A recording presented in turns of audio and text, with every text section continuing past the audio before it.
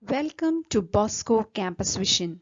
You are watching the campus television channel of Don Bosco College, Kottayam. This lecture is on the prescribed syllabus of first semester BA English Literature and Language.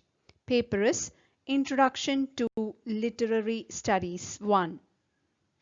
In this lecture, I am going to deal with pastoral poetry and free verse and blank verse.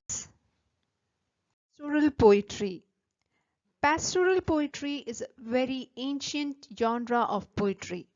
Pastoral poetry originated in the Greek Hellenistic period when the poet Theocritus wrote about the rural life in the countryside. It deals with the loves and lives of shepherds and other such country folk. They live far from towns and spend their lives singing, sometimes mourning the loss of a sheep or a fellow shepherd or a love affair that has gone wrong. The countryside is idealized. It is simple and the poetic expression uses a set of conventions that has varied little over the centuries. Sometimes it is used symbolically. Often the shepherd is a poet. His songs become his poetry. A typical theme is the corruption of city life, and through this theme, political statements are sometimes made. Subgenres of the pastoral poem.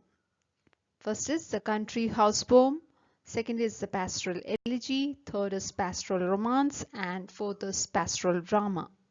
Next is free verse. Free verse or vers libre in French is a form of poetry that does not follow any metrical pattern. In free verse, rhyme is optional, but many free verse poems are rhythmic. Even free verse is not completely free and can feature anaphora, that is repetition of the same word or phrase at the beginning of successive lines or clauses, and other such devices.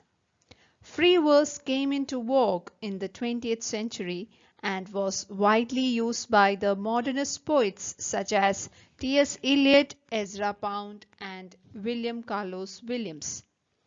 Along with blank verse, Eliot used the free verse as well in The Waste Land, published in the year 1922. At the same time, the form is not modern origin and precedents can be found in the Psalms in the Bible and some of the works of Blake and Goethe too. The immediate precursors to the 20th century practitioners of the free verse were the French symbolists and Walt Whitman. In his Leaves of Grass, published in the year 1855 in the 19th century. Free verse is the most common form in modern English poetry. Next is blank verse. Unrhymed iambic pentameter lines are known as blank verse. The form was introduced into English by Henry Howard, the Earl of Surrey, in his translation of Virgil's The Aeneid, published in the year 1557. Critics believe that blank verse comes closest to the natural rhythm of English speech, and hence it is not surprising that it was widely used in the poetic drama of the Elizabethan period, including the works of Shakespeare. Since there is no rhyme, it easily allows enjambment. That means a sentence in a poem that does not end at the end of the line and continues on to the next line without a pause. Some of the examples of blank verse are John Milton's Paradise Lost, published in the year 1667, Wordsworth's The Prelude, published in the year 1805, Coleridge's Frost at Midnight, published in the year 1798, and Tennyson's Idylls of the King, 1891.